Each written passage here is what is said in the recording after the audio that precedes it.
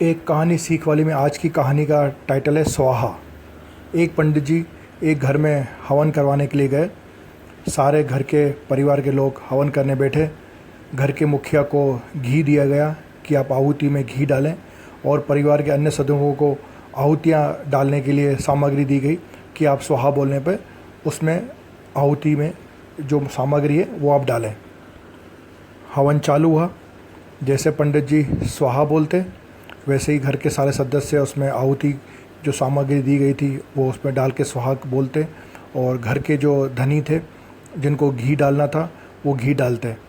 पंडित जी स्वाहा बोलते, वो घी डालते और सामग्री डालते, पर उसकी मात्रा बहुत कम बचा के रख रहे थे कि आगे जाके ये काम आएगा, आगे जाके जब डालना पड़ेगा तो इसकी आवश्यकता पड़ेगी। पर समय की जो है वो लिमिट होती है, हवन की भी एक लिमिट होती है कि एक लिमिट समय तक चलता है। हवन चला 10 मिनट 15 मिनट, हवन समाप्ति का टाइम आया, पूर्णाहुति की गई। जब पूर्णाहुति करने का समय आया तो देखा कि बहुत सारी सामग्री बची हुई है, बहुत सारा घी बचा हुआ है। क्योंकि उन्होंने बहुत कम कंजूसाई पूर्वक जो है उसका उपयोग किया, तो बहुत सारी सामग्री बच गई और बहुत सारा घी बच गया। अब क्या करें, पूर्णाहुति में तो पूरा डालना होता है। जैसे ही घर के सारे सदस्यों ने मिलकर पूरी सामग्री उसमें हवन कुंड में डाली, उसके साथ साथ जो घर के धनी थे उन्होंने ऊपर से घी डाल दिया। अग्नि एकदम बुझ गई, पूरा चारों तरफ अंधेरा छाने लगा, धुआं छाने लगा। वहाँ खड़े हो पाना बड़ा मुश्किल था। मजबूरन सारे लोगों को बाहर आना पड़ा क्योंकि धुआं इतना ज़्यादा था, और उसके बाद वहाँ खड़ा होना बड़ा मुश्किल था। तो उसका ये रहा कि अगर वो जो सामग्री डाल रहे थे वो बराबर मात्रा में डालते, बचाने का चक्कर थोड़ा कम रखते, और जो घी डल रहा था वो भी मात्रा उसकी इतनी रखती जाती कि ज़्यादा बाद में बचा के रखा जाए, बाद के लिए काम आएगा, तो वो इतना ज़्यादा ना बचता, और आखिर में तो वो पूरा डालना ही था, बचा के रखना तो था ही नहीं, तो धुआं ना होता और जो है वो इतनी परेशानी होती। हवन में बैठे हुए हर सदस्य को मालूम था कि हवन समाप्ति के बाद सारा जो सामग्री है, घी है, वो सब हमको हवन में डालना ही है। पर डर वर्ष कि कहीं कम ना पड़ जाए, इसलिए बचा के रखते गए। पर अंत में क्या हुआ, परेशानी का ही सामना करना पड़ा। जितना बचा के रखना चाहिए था उससे कहीं ज़्यादा बचा के रखा और परेशानी हुई।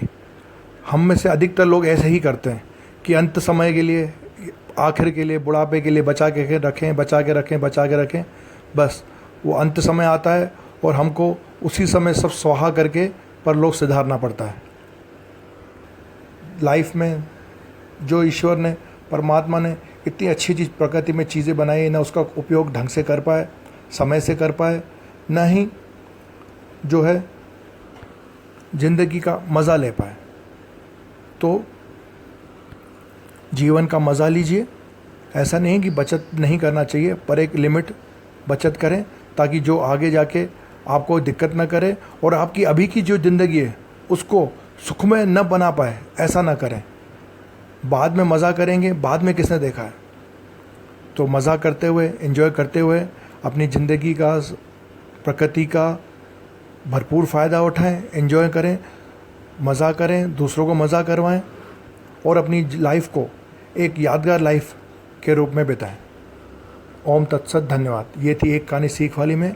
और आप हमारे वेबसाइट पे भी जाके www.meditationbykamalrajnani.com पे भी आप कई तरह के मेडिटेशन, योग निद्रा सीख सकते हैं, कर सकते हैं।